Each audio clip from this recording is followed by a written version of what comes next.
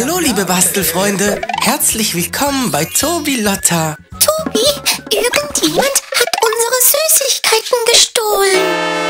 Huch, unsere Süßigkeiten sind weg. Oh nein, und was machen wir jetzt? Nicht schlimm, lieber isst man einen Apfel und überlässt das Naschen dem Süßigkeitenmonster. Und das ist das Material, das ihr zum Basteln braucht. Eine leere Müsli-Schachtel, eine Schere, Kleber, ein Lineal, Wackelaugen und Buntpapier in euren Lieblingsfarben.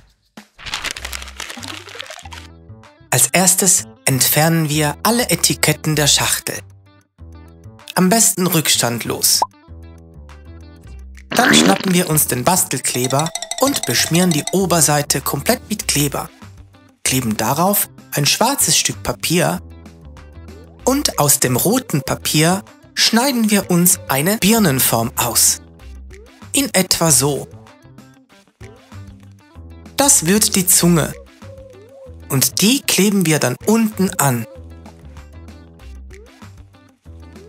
Die Schachtel umdrehen und mit einem Lineal circa die Mitte anzeichnen. Lasst euch bei diesem Schritt von einem Erwachsenen helfen. Mit einem Stift einen Loch bohren und die Schachtel einmal mittig aufschneiden.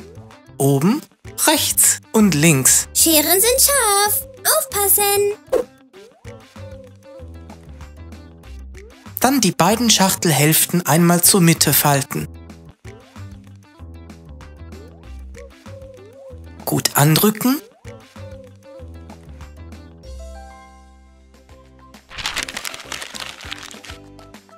Und aus dem weißen Papier zwei große Kugeln formen.